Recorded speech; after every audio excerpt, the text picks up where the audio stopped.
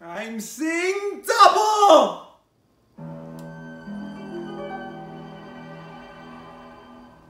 So this is the gameplay and review of Bloodstained Symphony of the Night. I mean, Ritual of Blood, or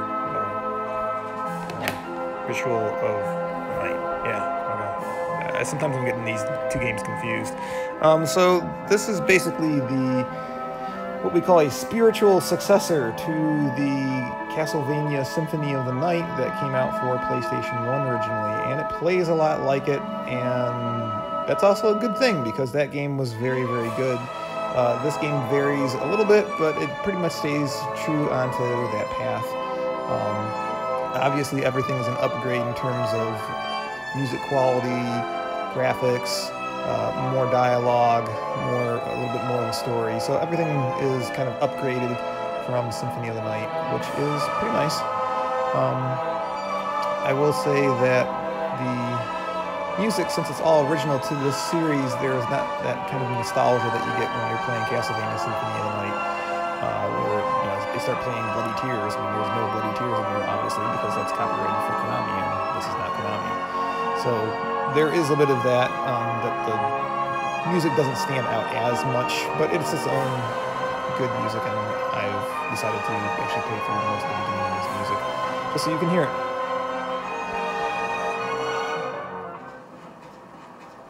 Anyways, let's move on to some gameplay. There are some townsfolk that are just outside the castle where the main story takes place, and they have various quests to give you. However, these quests are incredibly difficult because you have to do some crafting, which I'll get into. This lady gives out quests for killing monsters, which is fairly easy. However, some of the monsters on the list are secret bosses, which you actually have to go online and find out where they are. So there's a big portion of this game that is crafting and buying items in order to complete these little quests, or in order to get the stats up on your character, which is, of course, Miriam, a little bit better. It requires you to, yes, either buy certain amounts of items or rely on drops for items in order to make more items. So yes, if you have seen my video for Altair, Eska, and Logi, yes, it's the same thing all over again. Getting items, getting drops for items, making items to make other items, and as you can see here, I'm going to make this EX potion here. Yeah, it gets to be really, really tedious, and it's actually the most tedious part of the game, and I don't like it, and I really wish that it wasn't so hard to get all of these drops from the enemies. I mean, they have like a list of it's like 5% for something to drop. 5%? Like, I should only be like, it should be like 25% every time that you have a drop. But anyways. You can make money by selling items, selling off shards, which are the magic system for this game. But of course, if you want to power up the shard, you have to get items. Yeah, that are usually rare drops that you don't necessarily know where they are, or which enemies hold them until you actually get them to drop them, which means that you have to fight enemies over and over and over again to get them to drop it.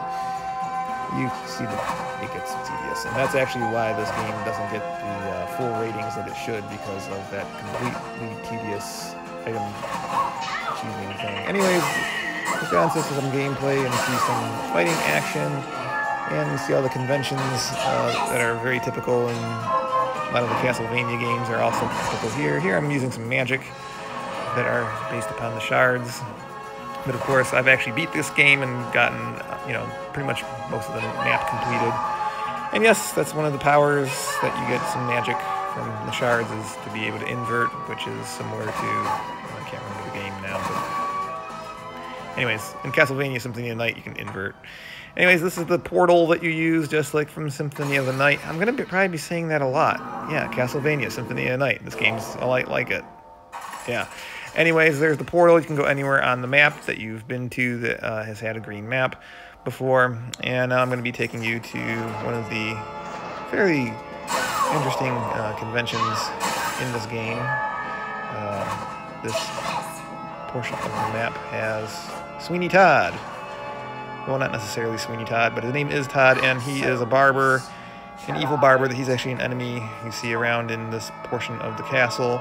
But he allows you to basically change up your look. So let's get the hat off right now so you can see all the different haircuts that you can give to Miriam. Which, by the way, you don't necessarily have to have it be Miriam. You can actually change her name if you wanted to. Anyways, let's see all the different various... Yeah, okay. Got the bob cut, punk cut, braided look, Chun-Li,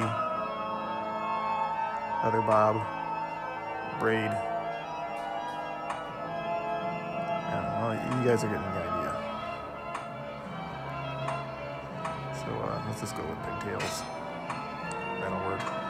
And you got some limited color palette options, but man, he's a good barber because he can dye this hair really fast. Let's go with red. Keep it there. And I guess if we get all green, she could be the St. Pauli's girl. So yeah, let's do that. And, of course, we have the skin tone changes. And we can... Wait a minute. Green? Green? Yeah. Wow, she can be Poison Ivy. Okay. Let's go with the Poison Ivy look. And let's go with a different eye color. And, yeah, it doesn't have to be all that good. Alright, yeah, Shardbringer, Poison Ivy. Here we go. Yep, bye Todd. And of course, we can customize the look again with the various staples, pirate hat, helmet, Santa hat, cat ears. It's all the usual cosplay stuff. Just, it's all in there. Steampunk, it's all there. It's all good. So, let's just move on, shall we? Oh, yeah, you can change the scarf. I mean, you did see the scarf on the thumbnail, right? Yeah, so you can change the scarf. You can change the color on the scarf if you buy a certain one, but I didn't bother to show it. Anyways, here's... Wait, is that Alucard? But no, it's OD. It's not Alucard, because Alucard has white hair, not black. Anyways, this guy's the librarian / vampire who lets you have books to borrow, and these books get your stats up, which you don't have to really work for him all that much. You just have to come back and see him every once in a while. And I haven't seen him in a while, so now I am, and I'm going to get out a new book and pad my stats at this point. So let's see, it's always important to have luck, because that helps out with all of those drops that you need to make better items. So we'll get those. And while I'm at it, why don't I change all of my outfits to allow for maximum luck, because that's actually more important of a value than anything else in this game, because you need to basically get that. Anyways, hey, remember this from Castlevania Symphonia of the Night? Yeah, I told you. Yeah, you could... Wait, that was an achievement? Seriously? That was an achievement. Yeah, wow. Just like in the other game. Wow. Okay, well, better save that. Yeah, this is how you save the game. You sit on the couch and chill out. So I like to tell people I'm saving my game all the time. I sit on the couch playing video games. Anyways, here's some more look at different portions of the game. Very similar to other portions of Symphony of the Night, which includes, of course, the library. This is a nice gold-plated rich person section of the castle, which is pretty beautiful to look at when you think of it. And the small and of course there's Mimic here in the fire caves. Yeah, another contrivance in video games, standard stuff pretty much. Sulfur and parts in there, so yeah. Oh, moving on, let's use super jump, or you can use your inversion. And Yeah, so that's the fire cave. There's also the sand level, which also has the home for a Draco Lich, which is right here, and I'll use some of my magic. Burn him! Burn him! Yeah, that's a pretty cool animation for an enemy that you only fight once or twice. And of course you got the cave, another usual video game staple. Caves, underwater caves. Oh, and of course you have a Japanese level, which is, of course, somewhere in Europe there's always ninjas around for Japanese looking. I mean, they actually had a samurai as a main character. And this is supposed to be taking place in England, technically. But it is a video game, so, I mean, video games always have ninjas around. And, yeah, giant cat demons are also very common in Japan, apparently. So, yeah, why not? Burn them up. Okay, then. And, of course, no Castlevania successor, spiritual successor, would be complete without the clock tower and lots of gears. This level looks almost the most similar to all the other Castlevania games. Those are not Medusa heads flying around, those are knight helmets flying around. Not to be confused with Medusa heads. And here's a werewolf outside the clock tower area. Well, it's not a clock tower, it's just, it's a tower, something. Anyways, yeah, looks just like it, and yeah, except here you get crushed, you get damaged if you get in the gears, as you can see. And okay, let's move on. We're going towards the railroad area, and yeah, well, we had a giant cat head. Well, we had a dog head too. So burn. Okay, and of course it's perfectly fine to beat up playmates from. And of course you get the ability when you push the up button to pose and then pose again. Like this.